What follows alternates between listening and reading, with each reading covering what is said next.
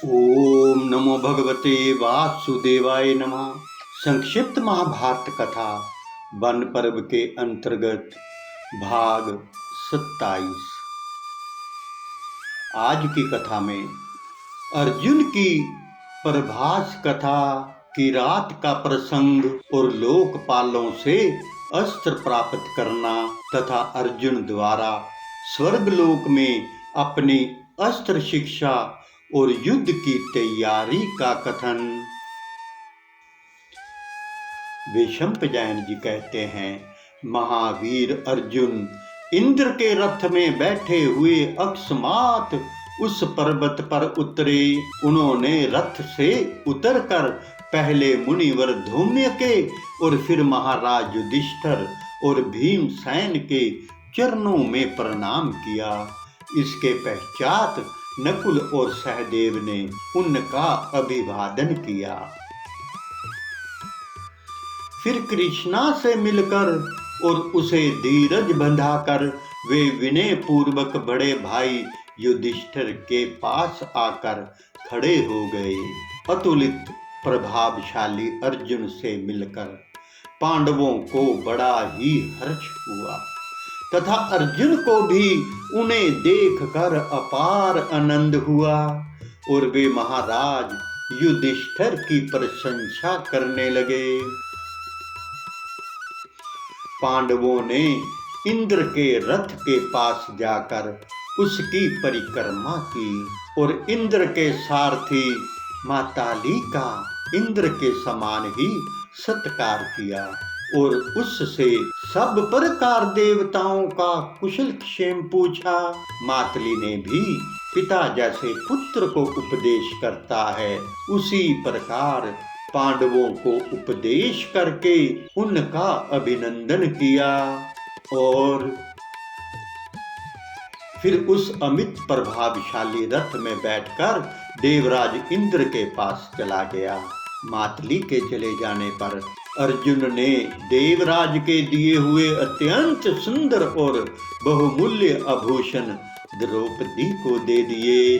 फिर सूर्य और अग्नि के समान तेजस्वी पांडव एवं ब्राह्मणों के बीच में बैठकर वे यथावत सब बातें सुनाने लगे।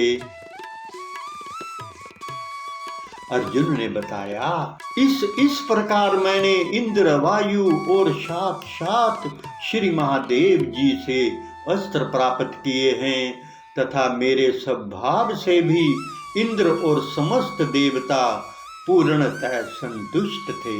इस प्रकार शुद्ध कर्मा अर्जुन ने संक्षेप में अपने स्वर्ग के प्रभास काल की बहुत सी बातें सुनाई। फिर उस रात को उन्होंने आनंद पूर्वक नकुल और सहदेव के साथ शयन किया। रात्रि बीतने पर प्रातःकाल के समय वे भाइयों के सहित धर्मराज के पास गए और उन्हें प्रणाम किया। इसी समय देवराज इंद्र अपने स्वर्ण जटित रथ से आकर उस पर्वत पर उतरे। जब पांडवों ने उन्हें उतरते देखा तो वे उनके पास आए और उनका विधिवत पूजन किया।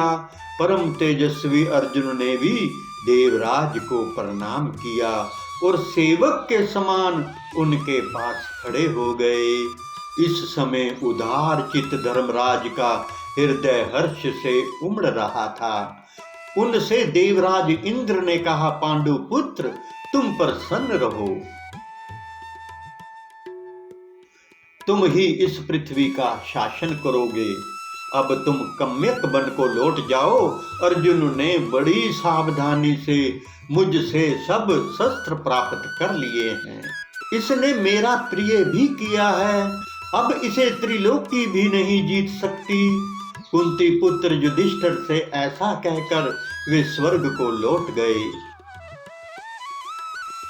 इंद्र के चले जाने पर धर्मराज ने गदगंध होकर अर्जुन से पूछा। युधिष्ठिर बोले, भैया तुमने इंद्र के दर्शन किस प्रकार हुए? भगवान शंकर से तुम्हारा कैसे समागम हुआ? तुमने किस प्रकार सारी शस्त्र विद्या प्राप्त की? और कैसे महादेव जी की आराधना की। भगवान इंद्र कहते थे कि अर्जुन ने मेरा प्रिय किया है, सो तुमने उनका क्या काम किया था। ये सब बातें मैं विस्तार से सुनना चाहता हूँ। ये सुनकर अर्जुन ने कहा, महाराज, जिस प्रकार मुझे इंद्र और भगवान शंकर के दर्शन हुए वह सुनिए। आपने मुझे जिस विद्या का उपदेश किया था उसे सीखकर आपकी आज्ञा से मैं तप करने के लिए वन में गया।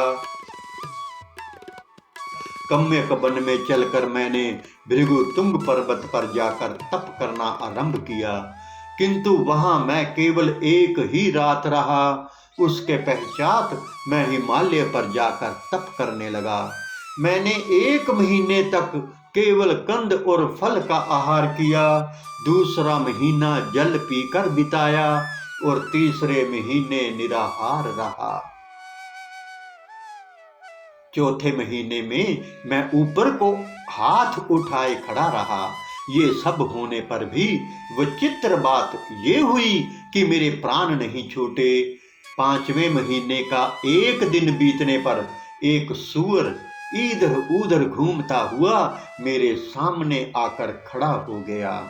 उसके पीछे पीछे एक किरात वेशधारी पुरुष आया। वे धनुष, बाण और तलवार धारण किए हुए था। उसके पीछे पीछे कई स्त्रियां चल रही थी। तब मैंने धनुष लेकर उस पर बाण चढ़ाया और उस रोमांचकारी सूअर को बींध दिया। उसी समय उस भील ने भी अपना प्रबल धनुष खींचकर बाण छोड़ा, जिससे कि मेरा मन दहल सा गया। राजन, फिर उसने मुझसे कहा, ये सूअर तो पहले मेरा निशाना बन चुका था। फिर तुमने अखेट के नियम को छोड़कर उस पर वार क्यों किया? अच्छा, तुम सावधान हो जाओ, मैं अपने पेने बाणों से अभी तुम्हारे गर्भ को चूर किए देता हूँ। ऐसा कहकर उस विशाल भील ने पर्वत के समान निश्चल खड़े हुए मुझको बाणों से आच्छादित कर दिया तथा मैंने भी भीषण बाण वर्षा करके उसे ढक दिया। उस समय उसके सैकड़ों सहस्त्रों रूप प्रकट होने लगे और मैं उन सभी पर बाण वर्षा करने लगा। फिर वे सारे रूप मुझे एक हुए दिखाई दिए तो मैंने उसे भी बींध दिया। जब इतनी बाण वर्षा करने पर भी मैं उसे युद्ध में परास्त ना कर सका तो मैंने वायुअस्त्र छोड़ा, किंतु वह भी उसका वध ना कर सका। इस प्रकार वायुअस्त्र को कुंठित हुआ देखकर मुझे बड़ा ही विस्मय हुआ। फिर मैंने बारी बारी से उस पर शथूनाकरण, वरुणास्त्र, शरवर्षास्त्र, शाल्वास्त्र और अश्मवर्षा अस्त्र भी छोड़े, किंतु वह भील उन सभी अस्त्रों को निगल गया। उसके ग्रास लिए जाने पर मैंने ब्रह्मास्त्र की आज्ञा दी। उससे निकलते हुए प्रज्वलित बाणों से वे सब ओर से ढक गया, परंतु उस महातेजस्वी भील ने उसे भी एक क्षण में ही शांत कर दिया। उसके व्यर्थ हो जाने पर तो मुझे बड़ा ही भय हुआ। फिर मैंने धनुष और अपने दोनों अक्षय तरकस लेकर उस पर प्रहार किया, किंतु वह उन्हें भी निगल गया। इस प्रकार जब सभी अस्त्र नष्ट हो गए और मेरे सभी आयुधों को वह निगल गया तो मेरा और उसका बहुयुद्ध होने लगा। मैं मुक्का मुक्की और हाथपाई करने पर भी उस पुरुष की बराबरी ना कर सका और अचेत होकर पृथ्वी पर गिर गया। फिर मेरे देखते देखते वे हंसकर उन स्त्रियों के सहित वहीं अंतर्ध्यान हो गया। इससे मैं भौचक्का सा रह गया। ये सब लीला करके वे देवादिदेव महादेव उसकी रात भेष को छोड़कर अपने दिव्य रूप से प्रकट हुए। उनके कंठ में सर्प पड़े हुए थे, हाथ में पिनाक धनुष था और साथ में देवी पार्वती थी। मैं पूर्वत ही युद्ध के लिए तैयार खड़ा था, किंतु उन्होंने मेरे सम्मुख आकर कहा, मैं तुम पर प्रसन्न हूँ। ये कहकर उन्होंने मेरे छीने हुए धनुष और अक्षय बाणों वाले दोनों तरकश लौटा दिए और कहा, हे वीर, इन्हें धारण कर लो, मैं तुम पर प्रसन्न हूँ। बताओ तुम्हारा क्या काम करूं? तुम्हारे मन में जो बात हो वह कह दो। अमर तब को छोड़कर और तुम्हारी सब कामना मैं पूर्ण कर दूंगा। मेरे मन में अस्त्र ही समाये हुए थे, इसलिए मैंने हाथ जोड़कर उन्हें मन से प्रणाम करते हुए कहा, भगवान, यदि आप प्रसन्न हैं तो मुझे तो देवताओं के दिव्य अस्त्रों को पाने और उनका प्रयोग जानने की ही इच्छा है। यही मेरा अभिष्ट वर है। तब भगवान त्रिलोचन ने कहा, अच्छा, मैं तुम्हें ये वर देता हूँ। अब शीघ्र ही तुम्हें मेरा पशुपात अस्त्र प्राप्त होगा। ऐसा कहकर उन्होंने अपना महान पशुपात अस्त्र मुझे दे दिया और फिर कहा, तुम इस अस्त्र का मनुष्यों पर कभी प्रयोग ना करना, क्योंकि यदि इसे अल्पवीर्य प्राणियों पर छोड़ा जाएगा तो ये त्रिलोकी को भस्म कर देगा। अतः जब तुम्हें अत्यंत पीड़ा हो तभी इसका प्रयोग करना, अथवा जब शत्रु के छोड़े हुए अस्त्रों को रोकना हो तब इसका प्रयोग करना। इस प्रकार भगवान शंकर के प्रसन्न होने से वे समस्त अस्त्रों को रोक देने वाला और स्वयं किसी से ना रुकने वाला दिव्य अस्त्र मूर्तिमान होकर मेरे पास आ गया। फिर भगवान की आज्ञा होने से मैं वहीं बैठ गया और मेरे देखते देखते वे अंतर ध्यान हो गए। महाराज, देव महादेव जी की कृपा से वे रात मैंने आनंद पूर्वक वहीं बताई। दूसरे दिन जब दिन ढलने लगा तो उस हिमालय की तलहटी में दिव्य नवीन और सुगंधित पुष्पों की वर्षा होने लगी। सब और दिव्य वाद्यों की ध्वनि होने लगी तथा देवराज इंद्र की स्तुतियां सुनाई देने लगी। थोड़ी देर में श्रेष्ठ घोड़ों से जुते हुए एक अत्यंत सुसज्जित रथ में देवराज इंद्र इंद्रायणी सहित वहां पधारे। उनके साथ और भी सभी देवता आए थे। इतने ही में मुझे महान ऐश्वर्य संपन्न नरवाहन श्री कुबेर जी दिखाई दिए। फिर मेरी दृष्टि दक्षिण दिशा में विराजमान यम पर और पूर्व दिशा में स्थित इंद्र तथा पश्चिम में विराजमान महाराज वरुण पर पड़ी। राजन, उन सब ने मुझे धैर्य बांध कर कहा, सव्य सचिन देखो, हम सब लोकपाल यहाँ उपस्थित हैं। तुम्हें देवताओं का कार्य सिद्ध करने के लिए ही महादेव जी के दर्शन हुए थे। तुम हम सब से अस्त्र ग्रहण करो। राजन, तब मैंने सावधान होकर उन देव श्रेष्ठों को प्रणाम किया और विधि पूर्वक उन सब के महान अस्त्र ग्रहण किए। जब मैं अस्त्र ले चुका तो उन्होंने मुझे जाने की आज्ञा दी और वे स्वयं अपने अपने लोकों को चले गए। देवराज इंद्र ने भी अपने तेजोमय रथ पर चढ़कर मुझसे कहा, अर्जुन, तुम्हें स्वर्ग में आना होगा। तुमने कई बार तीर्थों में स्नान किया है और बड़ी भारी तपस्या भी की है, इसलिए तुम वहां अवश्य आना। मेरी आज्ञा से मातली तुम्हें स्वर्ग में पहुंचा देगा। तब मैंने इंद्र से कहा, भगवान, आप मुझ पर कृपा कीजिए, मैं आपको अस्त्र विद्या सीखने के लिए अपना गुरु बनाना चाहता हूँ। इंद्र ने कहा, भारत, तुम मेरे लोक में रहकर वायु, अग्नि, वसु, वरुण और मुर्दगन सभी से अस्त्रों की शिक्षा प्राप्त करना।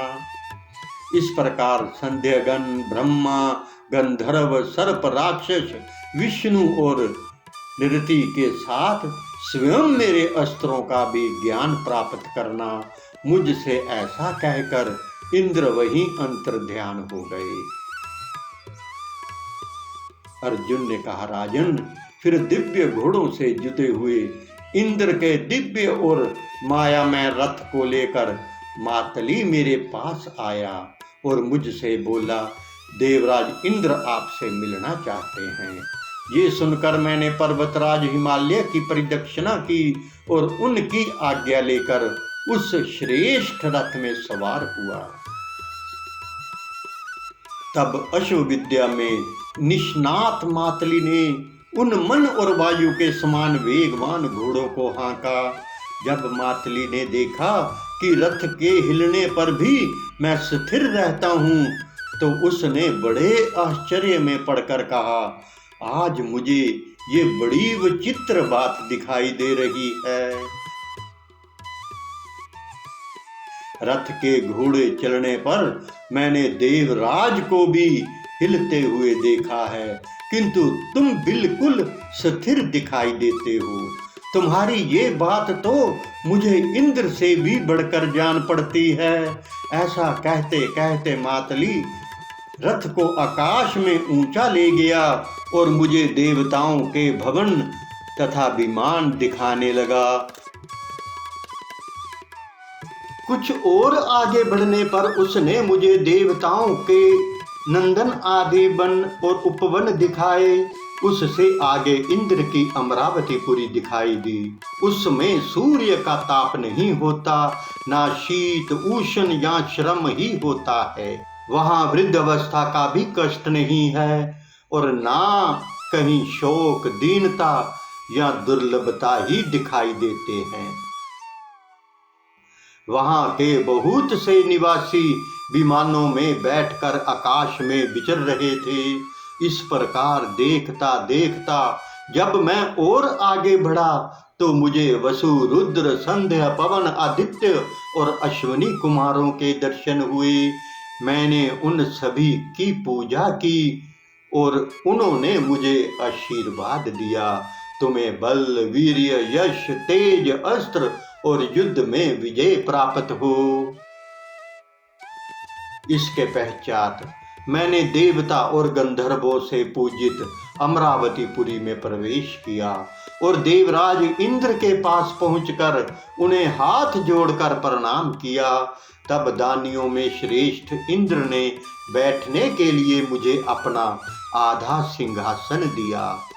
वहां मैं अस्त्र विद्या प्राप्त करता हुआ परम प्रवीण देवता और गंधर्वों के साथ रहने लगा। रहते रहते विश्वावसु के पुत्र चित्रसेन से मेरी मित्रता हो गई। उसने मुझे संपूर्ण गंधर्व शास्त्र की शिक्षा दी। वहां इंद्र भवन में रहकर मैंने तरह तरह के गान और वाद्य सुने तथा अप्सराओं को नृत्य करते देखा, किंतु इन सब बातों को असार समझकर मैंने अस्त्र विद्या में ही विशेष मनोनिवेश किया। मेरी ऐसी प्रवृत्ति देखकर देवराज भी मुझ पर प्रसन्न रहे और स्वर्ग में रहते हुए मेरा समय आनंद से बीतने लगा। मुझ में सभी का बहुत विश्वास था तथा अस्त्र विद्या में भी मैं काफी निपुण हो गया था। एक दिन इंद्र ने मुझसे कहा, वत्स, अब तुम्हें युद्ध में देवता भी परास्त नहीं कर सकते। फिर मृत्यु लोक में रहने वाले बेचारे मनुष्य की तो बात ही क्या है। तुम युद्ध में अतुलित अजय और अनुपम होगे। अस्त्र युद्ध में तुम्हारा सामना कर सके ऐसा कोई वीर नहीं होगा। तुम सर्वदा सावधान रहते हो, व्यवहार कुशल हो, सत्यवादी हो, जितेंद्रिय हो, ब्राह्मण सेवी हो और सूरवीर हो। तुमने 15 अस्त्र प्राप्त किए हैं और तुम उनका प्रयोग उपसंहार, आवृत्ति, प्रायश्चित और प्रतिघात इन 5 विधियों को भी अच्छी तरह जानते हो। अतः शत्रु दमन, अब गुरु दक्षिणा देने का समय आ गया है। निवातक कवच नाम के दानव मेरे शत्रु हैं। वे समुद्र के भीतर दुर्गम स्थान में रहते हैं। वे 3 करोड़ बताए जाते हैं और उन सभी के रूप, बल और प्रभाव समान ही हैं। तुम उन्हें मार डालो, बस तुम्हारी गुरु दक्षिणा पूरी हो जाएगी। ऐसा कहकर इंद्र ने मुझे अपना अत्यंत प्रभापूर्ण दिव्य रथ दिया। उसे मातली चलाता था और मेरे सिर पर वह अत्यंत प्रकाश में मुकुट पहनाया। एक अभेद्य और सुंदर कवच पहनाकर मेरे गांडीव धनुष पर एक अटूट प्रत्यंचा चढ़ा दी। इस प्रकार जब मुझे सब प्रकार की युद्ध सामग्री से सुसज्जित कर दिया तो मैं उस रथ पर चढ़कर दैत्यों के साथ युद्ध करने के लिए चल दिया। तब उस रथ की गड़गड़ाहट सुनकर मुझे देवराज समझ सब देवता चौकन्ने होकर मेरे पास आए। फिर वहां मुझे देखकर उन्होंने पूछा, अर्जुन तुम क्या करने की तैयारी में हो? तब मैंने उन्हें सब बात बताकर कहा, मैं निवात कवचों का वध करने के लिए जा रहा हूं। अतः आप मुझे ऐसा आशीर्वाद दीजिए जिससे मेरा मंगल हो। तब उन्होंने प्रसन्न होकर मुझसे कहा, इस रथ में बैठकर इंद्र ने शंभर, नमुची, बल, वत्र और नरक आदि हजारों दैत्यों को जीता है। अतः कुंती नंदन, इसके द्वारा तुम भी निवात कवचों को युद्ध में परास्त करोगे। ओम नमो भगवते वासुदेवाय नमः। एक विनम्र निवेदन है कि संपूर्ण महाभारत की रोचक एवं ज्ञानवर्धक कथाओं का आनंद लेने के लिए आप हमारे YouTube चैनल कहना सेवा के साथ जुड़ें तथा अपने सभी मित्रों को भी हमारे चैनल को लाइक और सब्सक्राइब करने के लिए आज ही आमंत्रित करें। आपके मित्र भी इन कथाओं का आनंद लें। धन्यवाद। हरे कृष्ण कृष्ण कृष्ण हरे हरे, हरे राम राम राम हरे हरे। जय श्री कृष्ण।